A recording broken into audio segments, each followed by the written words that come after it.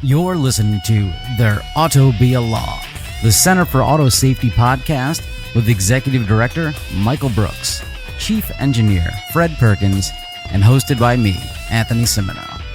For over 50 years, the Center for Auto Safety has worked to make cars safer.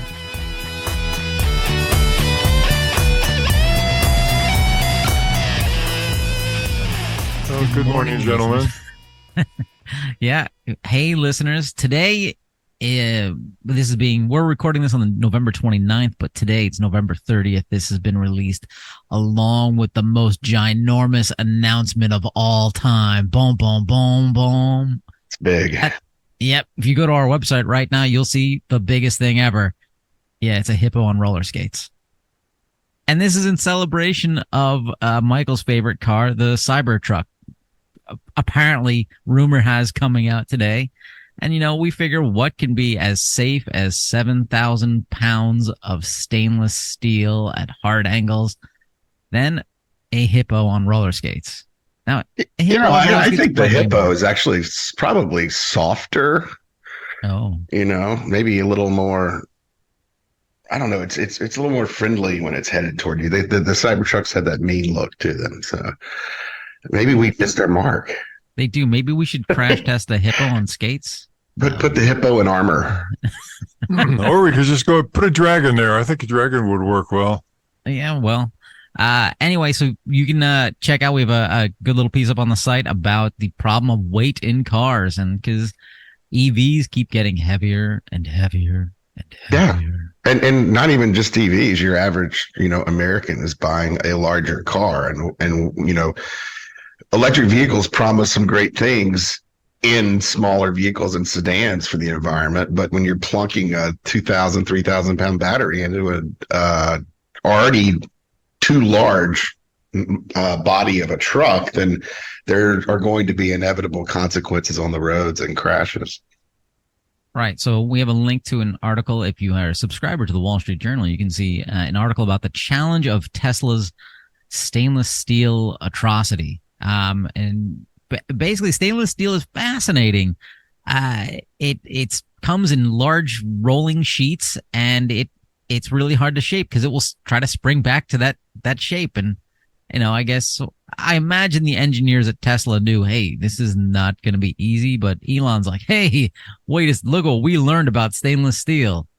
All this stuff we learned. No, buddy, like the entire industry was well aware of how difficult it is to shape. Well, the more you read about it, the more you say, what the hell were they doing? Like, this is kind of it's not only a nightmare to get the vehicles onto the road and in production. It seems like, if every nick, bump, scratch, or scrape is going to create an ugly exterior on Cybertruck, which, if you're driving a Cybertruck, you probably, already are very concerned about image. That's the kind of thing that's going to freak those owners out. I mean, it just doesn't seem like a very well thought out plan. You think? Yeah. Well, apparently one of the design criteria was that it be bulletproof. Now, I'm not sure exactly why it's important to have a bulletproof pickup truck, but I guess it's part of the whole survivalist thing. Maybe there'll be a lot of them up in Idaho. I don't know. A bulletproof truck sounds like sprung from a man who possibly grew up on the wrong side of apartheid. But hey, that's just my opinion. So from the article, they have a good little section here. Stainless steel is rarely used for vehicle bodies, in part because it is generally less malleable and more expensive than traditional materials. It is also relatively heavy, particularly in comparison to aluminum, which some automakers have embraced in recent years to make cars and trucks lighter. So their goal is we're going to use a material that's harder to use, incredibly expensive to repair, if at all repairable, and make it heavier. Because why? I'm really interested to see some of the crash testing that goes on those vehicles and the crash pulse, and whether there is, the engine compartment, it doesn't even have an engine, whatever's up there, all this stainless steel, whether it's going to be able to be crushed sufficiently to eliminate some of that force that's transferred to the occupants and crashes. It just seems like such a revolutionary, I guess maybe a word for it. I don't know if it's a great word, somewhere between revolutionary and stupid. it's such a new type of design that It's a new type of stupid. I just don't know that it's safe from that perspective. It's just something that's never, aluminum makes sense when you're trying to build a cabin, a compartment, a vehicle that has crush spaces that reduce the transfer of force to the occupants. Stainless steel, not so much. So there's going to be some really interesting numbers coming out of the crash testing on those trucks. Well, in particular, the design guide behind this is that it can't be formed in presses, right? Which means it's very, very stiff, very, very hard. And that suggests that when it hits another car, it's going to bounce off, or the other car is going to bounce off. Because the same kind of forces that are used to press metal into shape are exactly the same kind of forces that are involved in a crash and the absorbing the energy from the crash. So if the material is not bendable at all, if it's so stiff that you can't bend it, how is it going to bend in a crash? It's just, it's very heavy. So maybe the whole idea behind this is that it will be invulnerable. It'll be essentially a bulldozer, and the other cars will just bounce right off of it. I'm not sure how that's going to work in the crash test, but it's going to be interesting. And as we've talked about before, it's going to be a nightmare to repair. You're going to need special equipment. You're going to need specially trained people. I invite people to buy it if they've found that they've got way too much money in their 401k. So with a new car like this, how does crash testing work? Do they have to have it crash tested before they sell it to the public? No. Well, they should do some testing to be able to certify it to the Federal Motor Vehicle Safety Standards. Do they have whether that's an actual crash test or some sort of simulation that satisfies the company is one thing, but there is no government testing that's going to take place before these things are sold. That's the answer to the question. I'm interested to see, this is a high dollar vehicle. NHTSA and the Insurance Institute test a lot of vehicles, but they often do not test some of the more, extremely priced vehicles, luxury vehicles and such, and vehicles that have, small model runs that aren't going to reach a lot of consumers. So I'm not sure if they're going to end up testing it or not.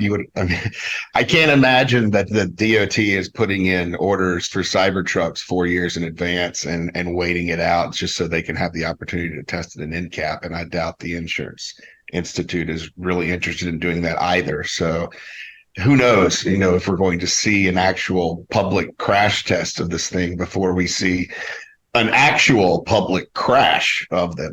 So not every we'll be car watching, I guess. So not every car sold to the public is actually crash tested? No. That's insane. And NHTSA will publish a list of the vehicles they're going to test that year. But if you look, if you really wanted to test every different, model configuration, you're looking at testing around, 1,500 to 2,000 vehicles. Well, you don't have to do every no taxpayer wants to fund, right?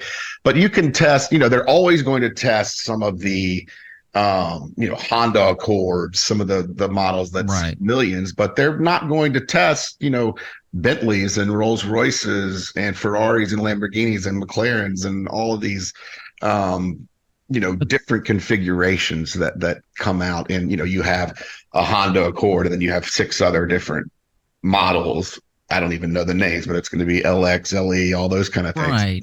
They just since most of them are based on the same platform, they're going to have some similar crash characteristics, and they're trying to test, a certain subset of vehicles so that they can give the consumers a good idea of the crash characteristics of vehicles. But I don't think it's possible for them, particularly the DOT and also the Insurance Institute. I just don't think it's possible for them to test every vehicle that comes out. Well, I understand them not like testing the difference between an LX and an EX right. and stuff like that, but also this should be something the auto manufacturers should be charged for. Like, hey, you want to put out a new model, a new design, everything like that? Okay, we have to crash test it, and you're going to pay us, the government, for the privilege of crash testing your vehicle. That seems to make sense in my head, Like, why Well, should the I taxpayer have guess, to pay but for that? at that point, you're asking them, I guess, to give you the car, and there's a blind shopping system that Well, takes I place in mean, it, Cap, right? you can go ahead and blind shop it and just send them back an invoice Send saying, them a "Hey, check, send them a yeah, here bill. you go. Yeah, here's the bill. Like this is what we're charging. Not only just for the cost of the vehicle itself, but here we're charging you for the time it's set to set up the test itself, for the crash results. Charge them for the whole thing. Like, I can't. I mean, are are drugs handled the same way, or is the manufacturer just like, here we are, we're free? This is a dumb example. Drugs. Oh no. But Well, sad to say, actually, in some cases, drugs are done that way. yeah. Not every drug has to go through, and not every medical device has to go through rigorous testing. A lot of them are put on the market without any testing because they're said to have a heritage from some other similar component that was tested. So you'll find that, if you parse that, they don't even do that for drugs. They don't even do that for medical devices. So there's no reason to expect them to be even as comprehensive as they are for drugs when they're testing automobiles. No, It's just not the way the government works. Right. And also Yeah. the NCAP program is just I say just, it's a very important program, but it is a consumer information program. Has nothing to do with whether or not the vehicles can be sold to consumers. It's literally there to try to help consumers parse out, how vehicles perform in crashes and a lot of other things. So it has nothing, whether or not a vehicle can be sold is never contingent on how it performs in the NCAP crash testing. Although if you see a major failing in a crash test, sometimes NHTSA will go back under its enforcement authority and try to see what can be done about that. We've seen a number of vehicles that have had to go back to the drawing board after, significantly failing a crash test that suggests they might not be compliant with NHTSA regulations. I don't know. Listeners, tell us what you think. I think auto manufacturers, you come out with a new model, at least a new frame for your vehicle that's a different approach. I think you should be paying the government to test these things before you put them I out think on the there's a road. good argument there for revolutionarily stupid materials. That's a good argument. Yeah, I think. I mean, yeah. Anyway, so I'm curious. Let us know what you think. Considering continuing with these dangerous vehicles, the Insurance Institute for Highway Safety has an article out on its site called "Vehicles with Higher, More Vertical Front Ends Pose Greater Risk to Pedestrians." That's not something the CyberTruck will have a problem with. The article starts off, vehicles with especially tall front ends are most dangerous to pedestrians, but a blunt profile makes medium height vehicles deadly too. New research from IIHS shows. Smaller is better, right? Yeah. I mean, lower is better in a lot of ways because, the higher the blunt ends of these vehicles get, the closer they are to, your major organ centers and your brain. And, what we most often see in pedestrian crashes with sedans are lower extremity injuries. And if you combine some of the features like hood bonnets and other potentially protective features that vehicles could have with lower ends, I think you could see a pretty dramatic reduction in pedestrian deaths and injuries. But, right now Americans are buying cars, 70% of the vehicles we buy are SUVs and trucks, and they are only growing every year at this point. There is no, large scale movement by the industry to reduce the size and profile of those vehicles. And, frankly, it's because that's what we are demanding. I mean, we are effectively buying vehicles that are increasing our risks of death and injury when we're pedestrians. Yeah, but we can stop that. I mean, we as the consumers used to be like, I want cars with tail fins on them. And then regulations came out and said you can't buy cars with tail fins on them because they're weapons of mass destruction. So we can have our behavior changed in a good way. Go for it. Move to Texas. I'm feeling very optimistic today. Okay, so here's a simple little question for you, Michael. So different cars, different heights and whatnot. What is the required height for car bumpers?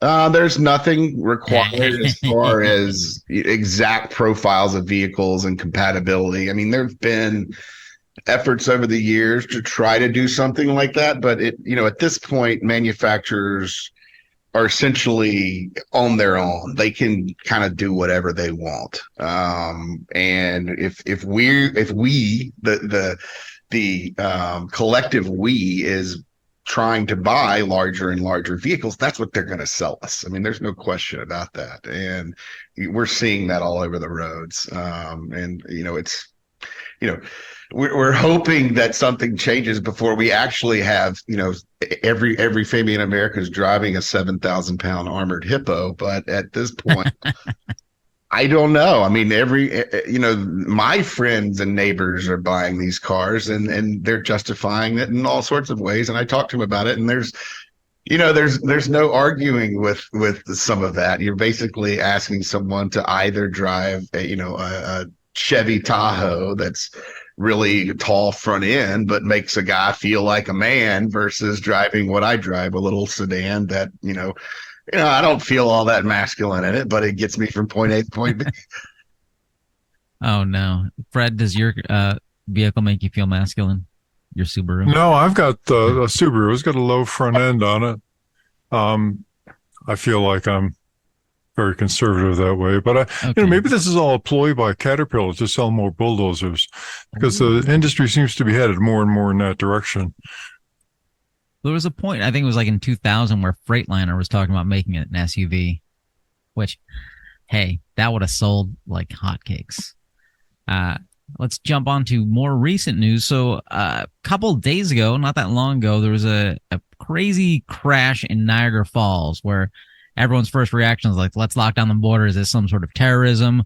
We don't know. This was a car that went airborne and was aiming towards the U.S. border inspection thing. And there was at first, a lot of people had no idea what was going on. It was very scary.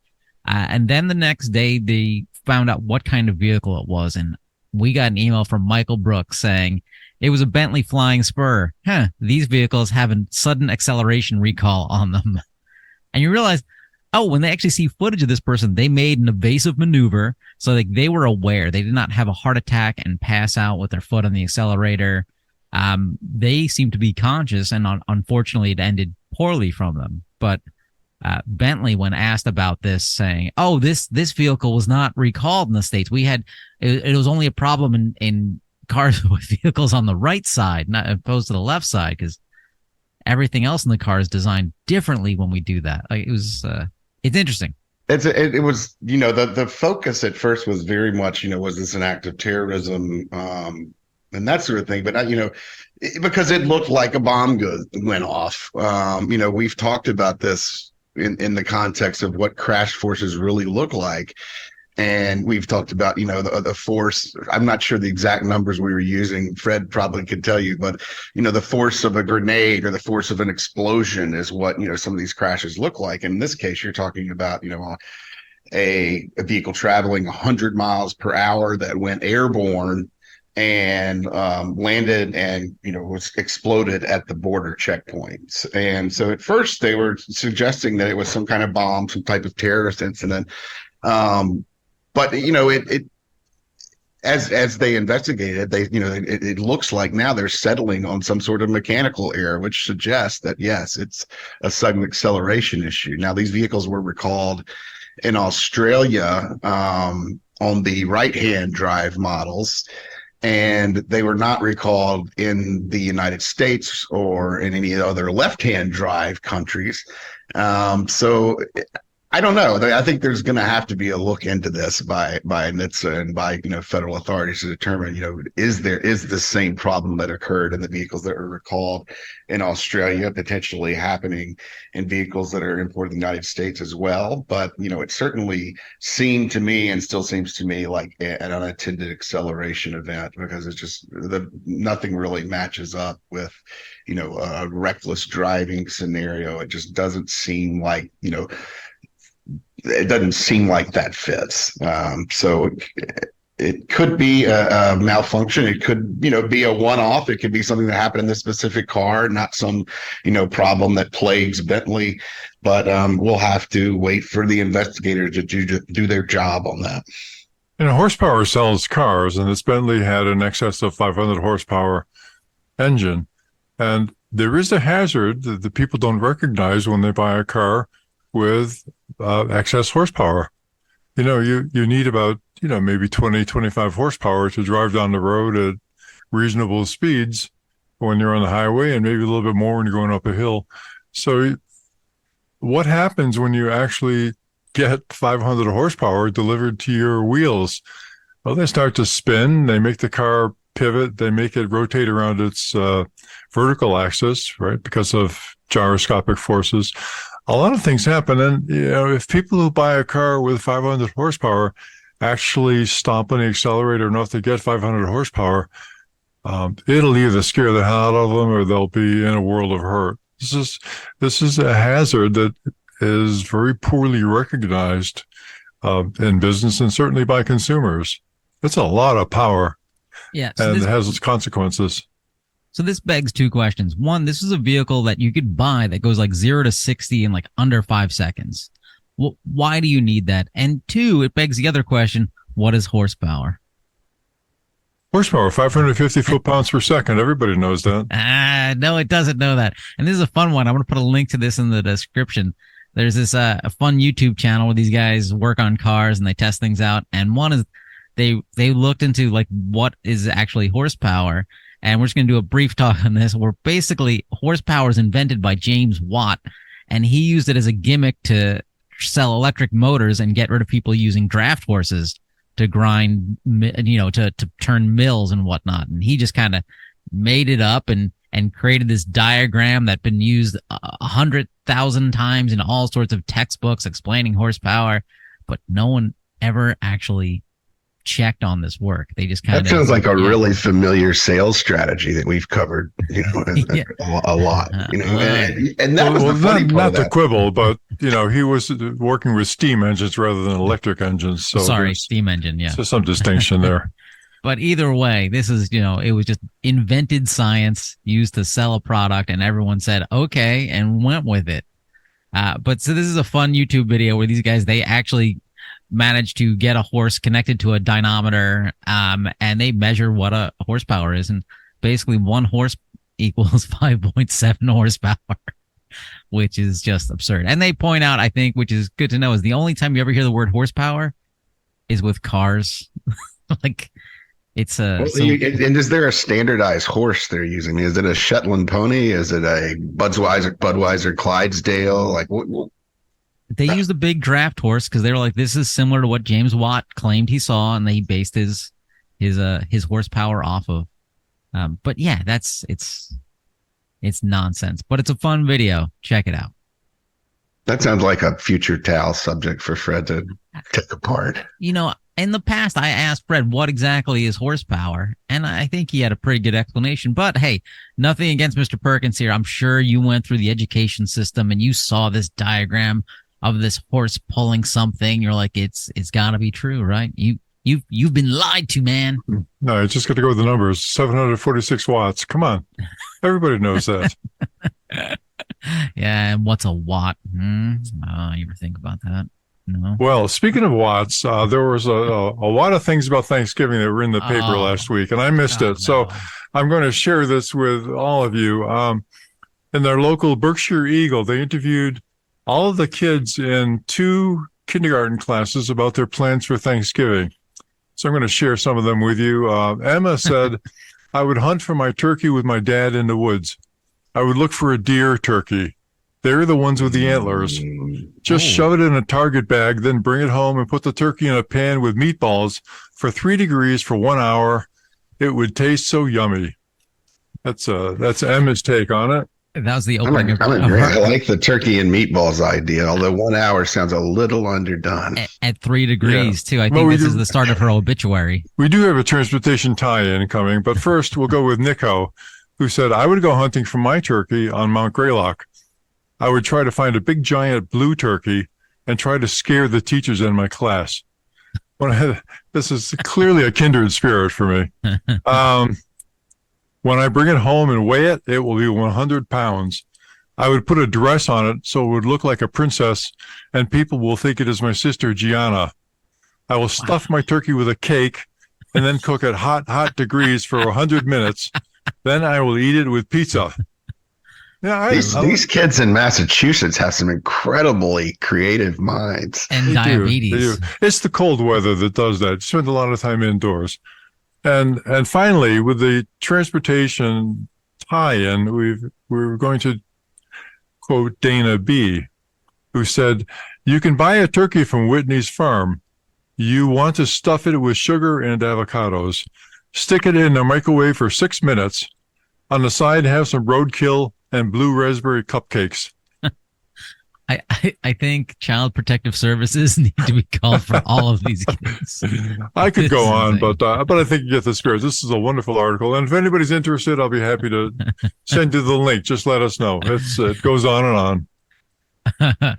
Yeah, folks, if you want the link, just go to autosafety.org, click on donate, and then realize, oh, you just have to email us at contact@autosafety.org and say, hey, send me Fred's links, and then you'll be put into a database that the FBI controls. No, but you can click on the donate button and actually donate. It's, at the end of the year, it's time for tax deductions. Everybody loves a little charitable donation, except for used car dealers, because used car dealers keep selling cars with recalls associated with them. How was that for a transition? That was fair. Yeah. So here's an article in the Chicago Sun-Times. Under federal law, a rental car company can't hand a customer the keys unless all safety recalls have been repaired, but there's no such requirement for consumers buying a used car, which means what's being touted as quote-unquote certified pre-owned car on a dealer's lot could still be a vehicle that has open, unaddressed recalls for safety issues like having a known fire risk or problem with sudden acceleration. How is this possible? Well, it's the law. I mean, it's the lack of a law. You can't sell a new vehicle with recalls. That's established. When you see a recall come out on vehicles that are still in dealer inventory, they'll issue a stop sale warning to all of their dealers, and you cannot sell these vehicles until the recall repair has been performed. With rental cars, if you are a rental company and you've got 100, your fleet is 100 Ford Focuses that were just put under recall, you can't rent them out until you've gotten them all fixed. And that's obviously problematic for rental companies that or have a fleet where a lot of the vehicles aren't able to be rented out at one point. But it protects consumers, right? We know for a fact that people have died in rental cars that were rented with recalls. The other problem is that, when you get to the used vehicle market, there's no restrictions. So CarMax, AutoNation, all of these large used car selling companies don't have to do anything. Now, to their credit, some of the legacy manufacturers, General Motors, and a lot of the automakers themselves, where they sell used cars, they typically do repair vehicles with recalls before they're willing to sell them on. But the data on that, the statistics aren't really out there. It's something that's hard to pin down. You're basically taking their word for it that they're doing it. But thousands of recalled vehicles are sold every year. In private sales, there are absolutely no restrictions. Your local unaffiliated used car dealership is probably going to be selling vehicles with recalls on them. And it's up to the consumer in most of these circumstances to look and to decide, or go to NHTSA's website, take the VIN number, look and see if there's a recall on the vehicle you're considering buying. Even the federal government, the General Services Administration, continues to sell vehicles that are still under recall. So on one hand, you have NHTSA, who is saying these vehicles have to be repaired, and then you have another arm of the federal government over here at the GSA selling these vehicles in auctions to the public. So there's a lot of inconsistent enforcement around this issue. And, unfortunately, it can result in tragic circumstances. I mean, if that Bentley that crashed in Buffalo or in Niagara had, been under recall and had it been repaired, that would be an example of what we're talking about here.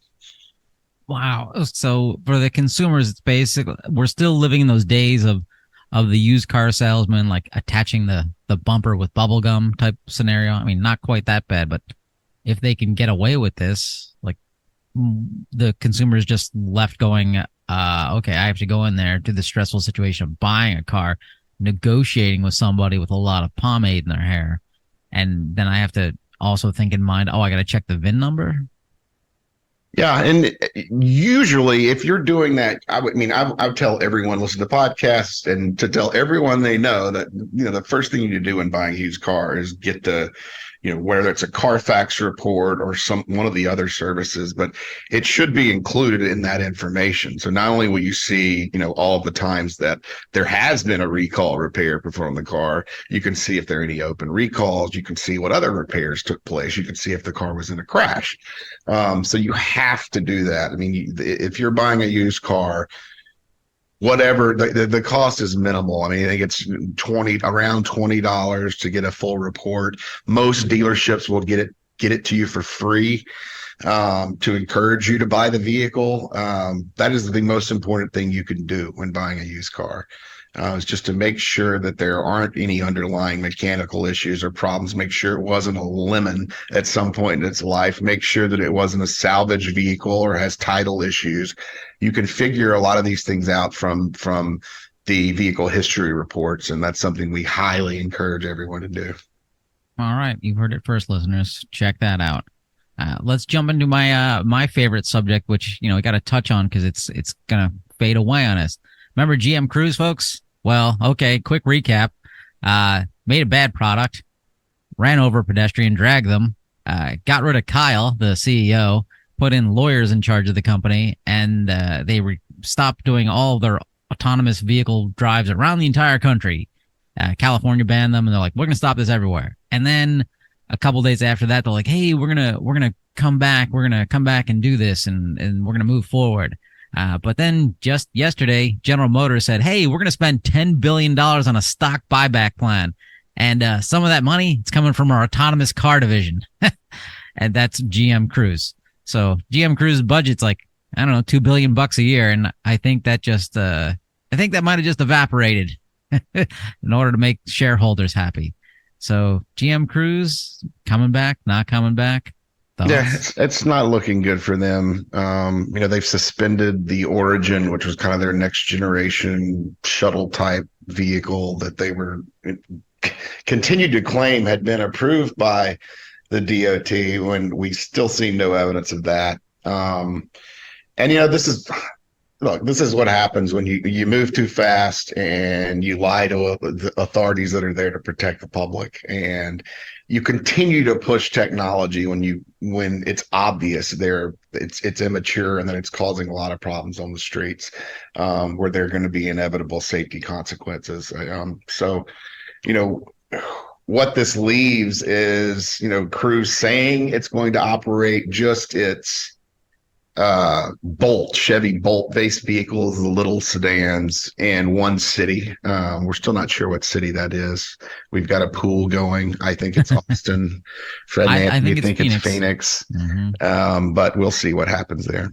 Yeah, listeners, let us know, what city do you think is going to be dumb enough, brave enough, intrepid enough? I think it's Shangri-La. That's where I expect to find them. Shangri-La. This is great. Fred's having a Woodstock flashback right now, so no, it's not Woodstock. It's it's unicorns and rainbows and 94% reduction in fatalities, and it's all available in Shangri-La. All right, GM Cruise, if you like Fred Perkins' resume, just send him a note and he'll send it right over. He's ready to run that company. Hey, speaking of fun technology, this is actually good technology, and I'm a little confused about this. So we've talked about this in the past, V2V, which is vehicle-to-vehicle communication, which was this short-range radio system where basically I'm driving my car, and my car is going to talk to the car in front of me, behind me, around me, so we can go, hey, this jackass slammed on the brakes, and my car can be like prepared to react to that and do something like that, so we're all safe and whatnot. And we've talked about this where NHTSA had this proposed rule, and they were going to give some bandwidth, and then cell phone companies like, no, we won't use that, and Long story short is NHTSA has they're withdrawing this proposed rule. We're saying, hey, this is a really good idea. We're not going to do this anymore. But it claims that it's scrapping this proposal because of newer technology such as cellular vehicle to everything. Is this just a technical decline of this? Is something different and better? Oh my God, they're laughing at me. If you people could see this, for our premium subscribers, I'm looking at two gentlemen just looking at me going, "You're so dumb." Oh, Anthony, here's a simple question for you, Anthony. Okay. What's more important, saving the lives of motorists or Wi-Fi? Whose Wi-Fi? My Wi-Fi. My Wi-Fi is more important. Not your Wi-Fi, because your Wi-Fi works perfectly fine. It's somebody else's Wi-Fi.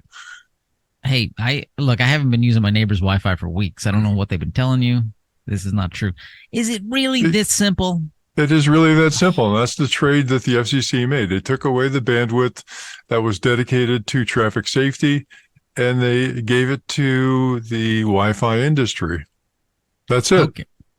Okay. So is this cellular vehicle to vehicle? Is this a good replacement for this idea? Because it's all cars. PITSBAB. It is PITSBAB. I've explained PITSBAB before, haven't I? PITSBAB? No. PITSBAB. Pie in the sky, by and by. Oh, no. So this cellular V2V technology is a great example of PITSBAB. In the future, everything will be better. So there's no reason to address our current needs. That's basically what the FCC's position is. That's what my wife and I say in marriage counseling. Yeah, well, it works in certain contexts. It doesn't. So why is this not good? Because all modern cars all have cellular systems built into them. So hey, if this is just using that. Well, we've discussed it a little bit before, but I want to remind readers what happened.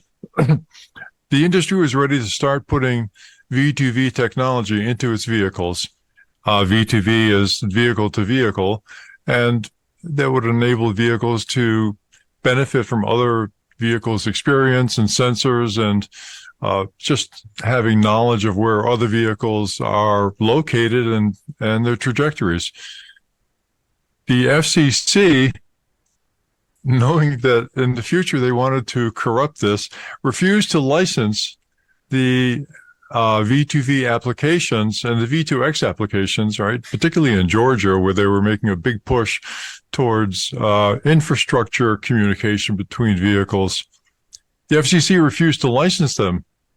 And then since there were no licenses extant, the FCC said, well, people aren't using this bandwidth, so it's free and we'll give it to the cellular industry. It's about the most cynical thing I've ever heard of from the government, but that's what happened. And then Ajit Pai, who, surprisingly came from the telecommunications industry before he was in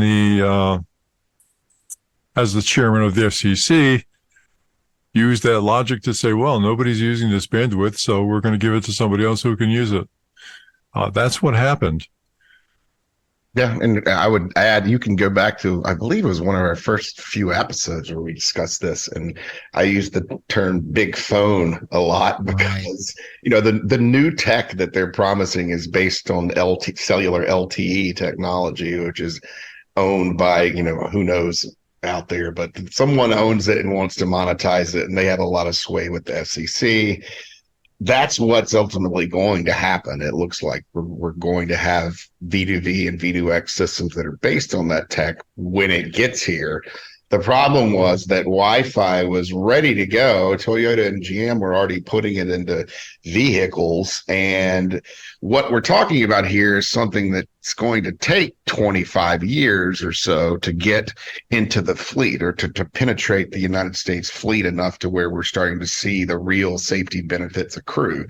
So at this point, we've essentially thrown away the first 15 to 20 years of development of this stuff, are still trying to get the CV2X, the LTE type systems into place where they can be put into cars. And so we've functionally extended the period from, say 23, 25 years to at least probably 50 years from the time this was started until we see sufficient penetration of the fleet for safety problems to be rectified with V2V and V2X. So it's a shame, really, that the technology we have wasn't being put into vehicles to start to fix this problem, and that the FCC played such a downer of a role in the whole thing. So, listeners, technology won't save you. Pay attention on the road. Don't stare at your phone. Don't text and drive. And with that, let's go into the Tao of Fred if Mr. Perkins is ready for it. Is he ready? I am ready. Ooh, get a big thumbs up. Today's episode is brought to you by Geridol.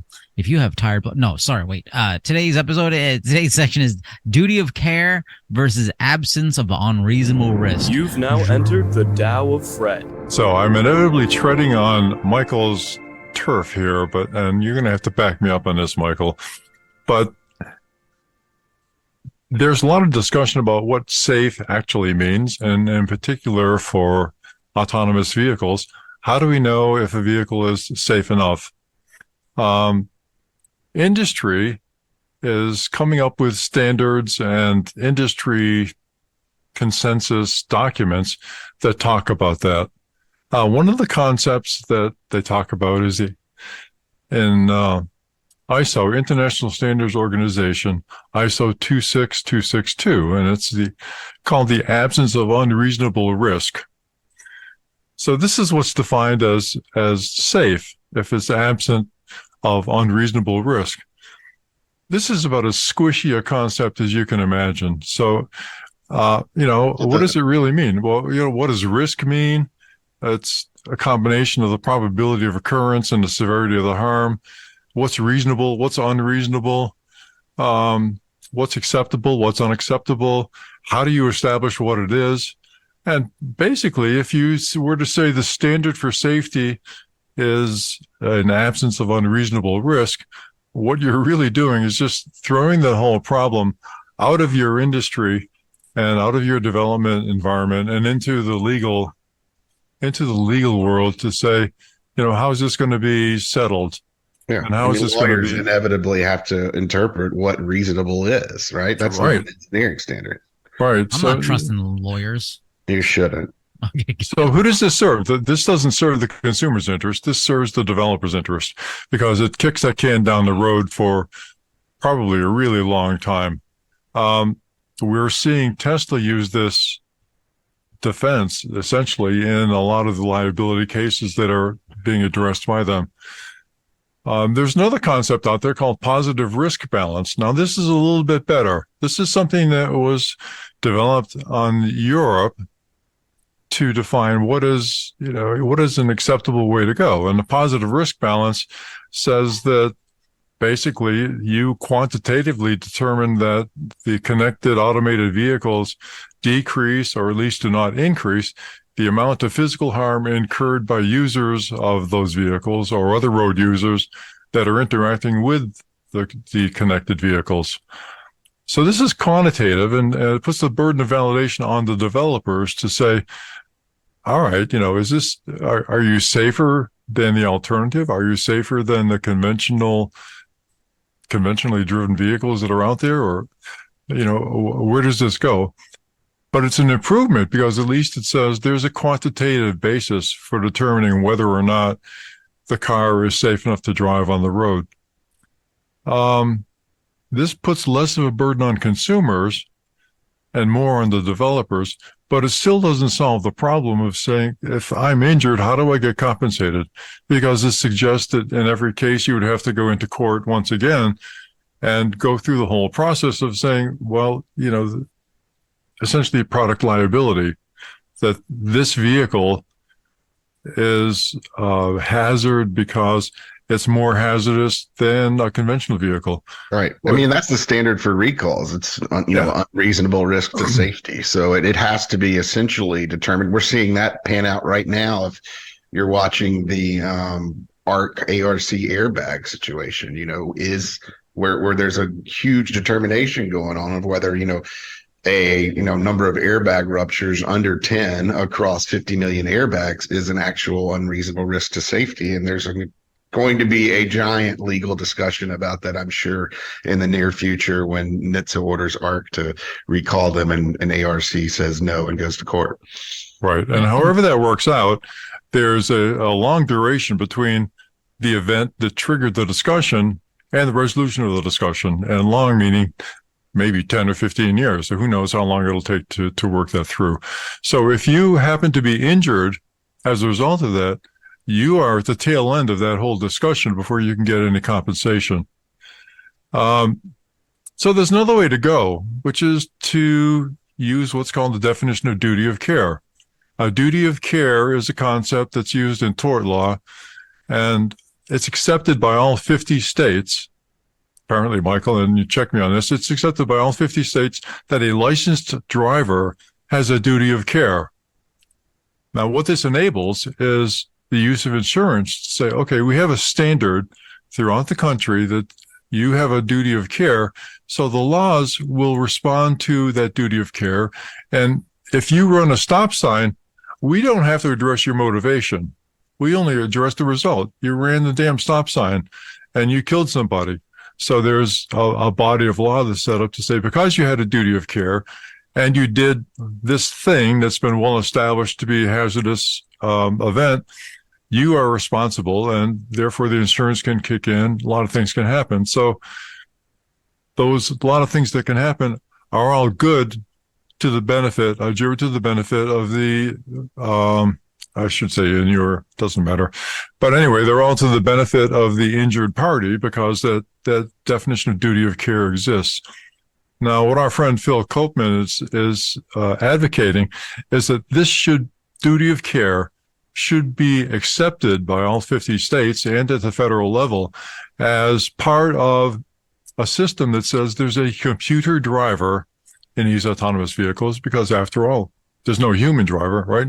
Something's driving the vehicle. So there's an entity called a computer driver that's driving these vehicles, and that computer driver has a definition or has a duty of care in response to traffic accidents. So the computer driver would then be treated as the absolute equivalent of a human driver. To me, this makes obvious sense, and it obviates the problem of figuring out what is reasonable risk, what's unreasonable risk, because law could then revert to what's known for any other driver. The computer driver has to do the same thing as you when you're behind the wheel, has to perform the same way, has to respond the same way legally. But we have consequences when we break the law. Like, I can have my license revoked. I can go to jail if I vehicular manslaughter. Well, sure. But if there's a computer driver defined for a vehicle, it too can be sanctioned. It too can be. What are they gonna unplug it? Like, I can have my freedom taken away and be locked up. Like, can I have? Well, they're CEO? They're not sanctioning the computer itself. They're sanctioning the manufacturer, the automaker, the software designer. Yeah, but that's an abstract. That's an abstraction. Like, that's no individuals actually. Well, it's abstract harmed. until you get a judgment against that manufacturer. Then they have to pay it just like another human. Yeah, well, free will is an abstraction. Free will is an abstraction too, Anthony. And there's a presumption of free will behind the duty of care. So yes, I don't know how far you want to go down that road. No. The point is that it clarifies responsibility in a meaningful way, in a practical way. Whereas the absence of unreasonable risk does not. Absence of unreasonable risk diffuses the responsibility and the whole logic behind what is safe enough. Right. So it's an important distinction. It's hard to answer. It's really, really difficult to answer. Something that we've looked at in the context of autonomous vehicles getting exemptions, and how do you prove that an automated system is safe enough before you actually put it out on the road? And it's a mind-boggling question. But in this case, at least legally, there could be an answer when, even when we're still exploring what that means, what is safe enough. Okay, so Michael, I got a quiz question for you. So you're a graduate of a law school, right? Yes. Okay, and Fred was talking about tort law established this duty of care. Name the case. Oh, I don't know. It could be Oh, anything. 1916 McPherson versus Buick. Come on. Really? You got Yeah. a quick Google finger. Oh, No, Anthony, you're so proud of yourself. I like to see that in a in young my man. spare time, I spent a lot of time with tort law I spent a because of lot the of car time in my museum. tort class learning about the duty of care of the United States toward wounded or injured soldiers, the Federal Tort Claims Act. So Oh, we for some reason that swamped my first year of tort law. And we've never quite covered the full scope of duty of care as it applies to corporations, but I've learned a lot about that since. All well, right, but before we this is go my too far guess. down that rabbit hole, All right. I want to say, why is this important? Well, let's look at the experience of the cruise autonomous vehicles in California. Now, we know that for conventionally driven vehicles, a defect in the vehicle is responsible for a serious injury of the order of once every 500 million miles, roughly. That's based upon NHTSA information and a projection of serious injuries versus deaths recorded for those things. Okay. Now, if we look at the AI experience in San Francisco, AIs are demonstrably 400 times more hazardous than conventionally driven vehicles if you only count incidents in San Francisco that required victim hospitalization. Okay, there have been several of those. We know that they've gone a million miles or so. So you're up to 400 times more hazardous. Yet, because the standard for safety has not been established, and because there is no duty of care with these vehicles, the people who are injured are still in limbo. They've not been covered, as far as we know, under any insurance policy. They've not been compensated by GM. So they're just hanging in the wind. If you Kyle, and you look back at those, and you come to the conclusion that if you count all the reported incidents that include imminent threats or obstruction of traffic, right, when somebody had to intervene or something bad happened, there's something like 60 of those events, and that the jeopardy that's offered by these autonomous vehicles is about 60 times the hazard associated with the serious injuries, or roughly 24,000 times worse than conventionally driven vehicles. You've convinced me Kyle should not have a driver's license. Well, Kyle's probably contemplating these numbers right now as he's developing his resume. So good for him. Hopefully he can listen to this and that'll be in there. And he can, he can claim that he was only 1/24,000th of the problem, maybe. I don't know. That's a good I'm not sure line. how he could do that. But anyway, that's a topic that is a little bit obscure, yet it's actually pivotal and central to this whole debate about autonomous vehicles and whether or not they'll ever be safe enough to be operated on public highways. There's a big hurdle. And in my opinion, Michael, and check me on this, in my opinion, unless and until there is a duty of care associated with the vehicles and whatever logic is driving those vehicles, it's going to be extremely difficult for anybody who's injured by these vehicles to get compensated, because every one of those injuries is going to end up in court for liability, to prove liability. Very difficult, very hard to do. Or even worse, they'll end up in arbitration with the company, forced arbitration, which is written into the agreements, the user agreements for a lot of these autonomous vehicles, as well as for the Teslas that you just dropped $60,000 on. We're already seeing this problem play out in the Tesla cases, where the computer driver is not being held to account in a lot of situations where it should be. Well, that's not the case we have a link to in Ars Technica, whereas a Florida judge has ruled that there's reasonable evidence to conclude that Tesla and its CEO, Elon Musk, knew of defects in its autopilot systems and failed to fix them. Testimony from Tesla engineers and internal documents show that Musk was intimately involved, I don't know what that means, in Tesla's autopilot program and acutely aware of a sometimes fatal defect where autopilot repeatedly fails to detect cross traffic. Right. Yeah, this And is where this is a product liability suit, as we were yeah. discussing. Okay. And so the person who was killed was beheaded as his car went underneath a tractor trailer that was crossing the road. His aggrieved wife, his spouse, is suing for damages. She's had to marshal probably $500,000 worth of help from the legal profession, from expert witnesses, from everybody associated with a product liability case, and not to mention the discovery that's taking place far away in Texas or California, or wherever the records are located for Tesla. And it's been in several years already. It'll be several more years before this is settled out. Then there'll be appeals. So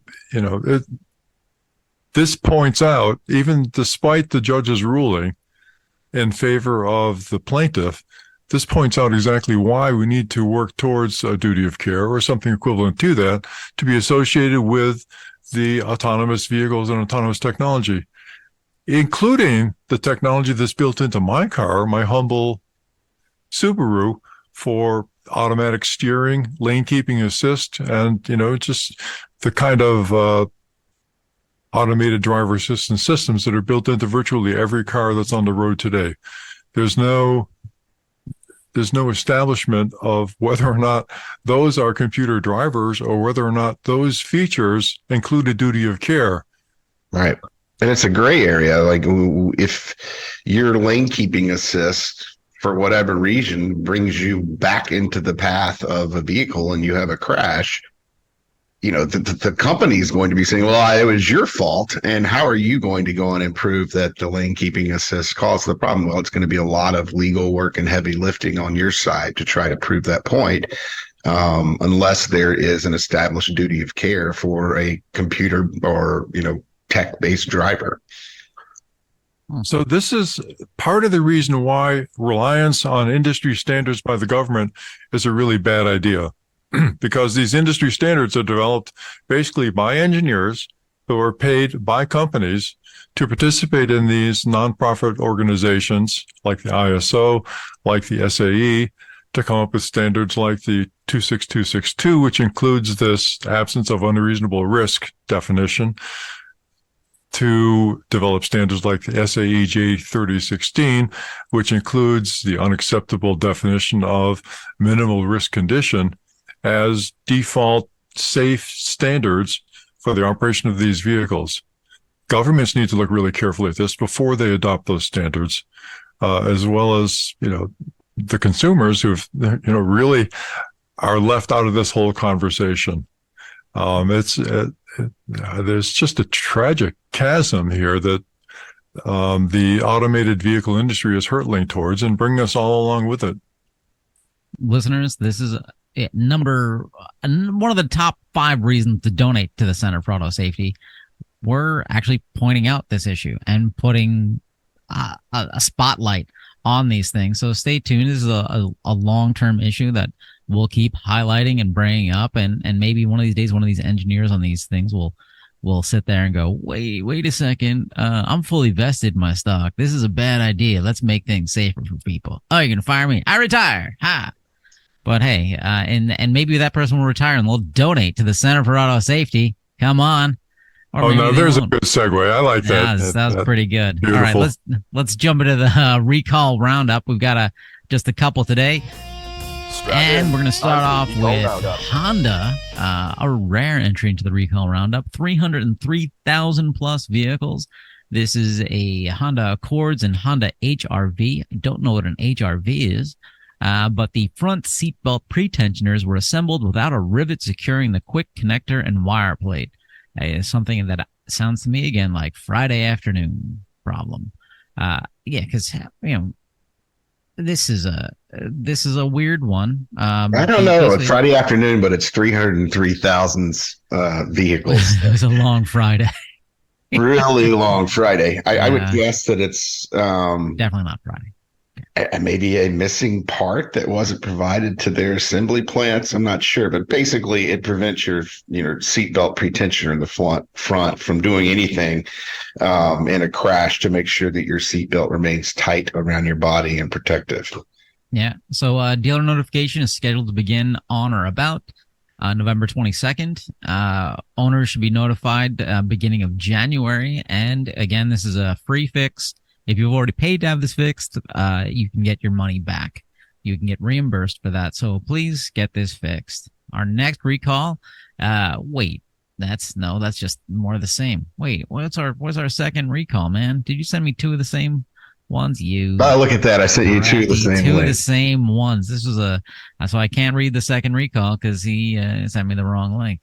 Unless you can do it off the top of your head, Michael. Do you remember the Ford, GM, and Chrysler all ordered these parts? That's the note associated with it. Yes, there was. I believe this was also related to pre-tensioners, but I'm not sure. Nah. Well, we're gonna skip that one. I'll come back to it in a sec here. Okay. Well, then let's end on an interesting note. So Toyota in the UK were running these typical truck ads. The ads where your truck is climbing up a mountain, going through rivers, being tough and manly instead of doing what truck owners really do is just, take the kids to soccer practice, get some groceries, and go buy a pack of smokes.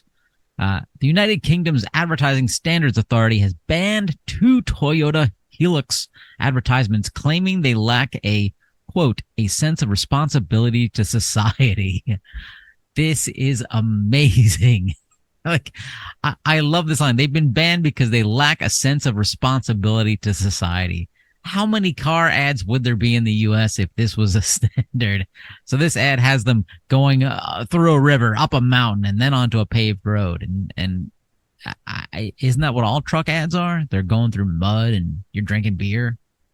Yeah, I mean, a lot of them are. I mean, you'll generally see almost all those ads on closed courses, and by closed course, sometimes it's out in the middle of nowhere, salt flats, out in the desert, that type of situation. Right. But and we've also seen, and I think we've covered this before in the UK, where they will step in and say, "Hey, you're showing ads to people that shows your car's driving too fast, or shows aggressive driving, or shows distracted driving. That's not a safe message. Get it off the television." And the thing about the UK is they don't have a First Amendment, so they can tell people to do that. In America, now that corporations supposedly have the same right to speech that a lot of us do as individuals, you can't tell them to take that kind of thing down. They have literally have a First Amendment right to keep some of that stuff on TV if it's not obscene. I mean, if it would really, really, really have to violate standards of some sort and not safety standards, that's the last thing they're concerned about before you could force someone to take an ad down. Well, I don't know. I think having a truck taken out into the middle of the wilderness and bringing a big screen TV with you, that's fairly obscene. Well, I mean, it's obscene under one definition, but not the constitutionally accepted definition. All right, fine, Justice Porter. I see how it is. But yeah, it's and we continually hear from consumers over the years, and we about these ads that are just continually showing bad behavior behind the wheel. Almost every manufacturer puts them out. I mean, even in this, you could probably even find a Subaru commercial where they're all about love and driving unsafely. They're wearing Birkenstocks and black socks. Yeah, so it's just kind of an accepted norm that car commercials are going to show vehicles performing in ways that you should never use them on the street, and that's how they sell them. And then we wonder why we have so many speeding and reckless driving deaths. And with that, let's wrap up the show with a note from Mr. Perkins here, who's chomping at the bit to get to another child's letter to his local newspaper. This is from Sawyer Z. He says, "So go to the farm and kill a turkey. Put some bacon inside it. That's my favorite. Oh. Then put it on the stove at 100 degrees for 100 minutes. With the turkey, I like sugar candy, gummy worms, gummy bears, and purple gummies and snacks. Perfect way to go for Thanksgiving, folks." It is. And these kids really love their salmonella. Yeah. And what kind of gummies are these kids taking? Okay. Because, yeah, man, like I want a turkey with bacon in it And a birthday cake. And a birthday cake in it. And then meatballs and pizza. I can't wait to see what they think about Christmas. Listen to this song, man. This song is really good. It's our outro music. All right. Thanks, listeners. Thank you. Bye-bye. Everybody. For more information, visit www.autosafety.org.